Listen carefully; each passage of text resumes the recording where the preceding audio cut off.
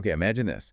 You own a piece of a Mickey Mantle card, like a real one, or maybe a Bored Ape, a vintage Rolex. Things that usually cost, well, a fortune, right? Seems totally out of reach for most people. Exactly.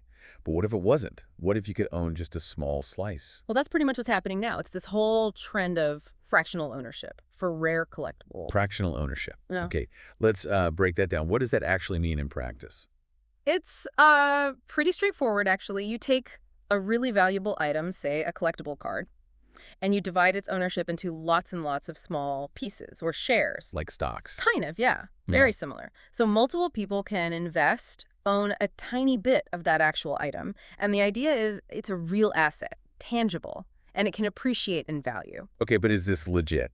Is it all above board? Oh, absolutely. This isn't some back alley deal. It's regulated. You've got platforms facilitating it. Like who? Companies like Rally, Otis, Collectible, Courtyard, names like that. They handle the legal side, the insurance, the storage. Right, they make it official. Can you give us an example? Like with numbers? Sure. Let's take a Michael Jordan rookie card. Maybe it's worth $200,000. Big number. Definitely. Instead of one person needing all that cash, the platform might divide it into, say, 10,000 shares. Okay. And each share costs maybe $20. So suddenly, lots more people can get involved. They can own a piece of that MJ rookie for $20. Wow.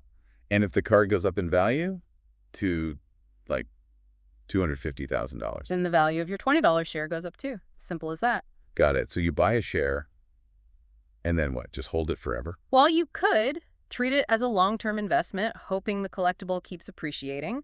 But there's also flexibility. Many platforms have secondary markets, or they're developing them. So you can sell your shares to someone else. Exactly. You can potentially trade them maybe for a quicker profit, kind of like stocks. Okay.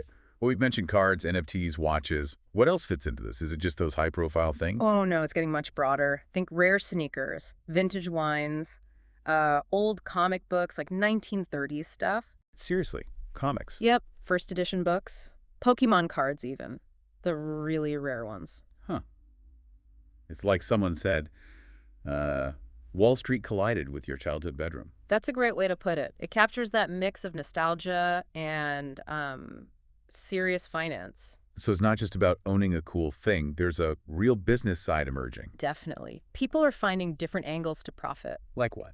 Well, like we mentioned, some are flipping shares, trying to time the market, bit like day trading. Risky, maybe, but potentially rewarding. For sure. But others are building whole communities around it, creating content, Content, like reviews. Yeah, reviews, analysis of market trends for specific types of collectibles, unboxing videos. On TikTok and YouTube, I bet. Exactly. They build a following, become sort of micro-influencers in, say, the vintage Star Wars figure market or fractionalized sneakers. And then monetize that. Yeah. Affiliate deals, sponsorship. Precisely. Newsletters, paid communities, it's a whole ecosystem developing.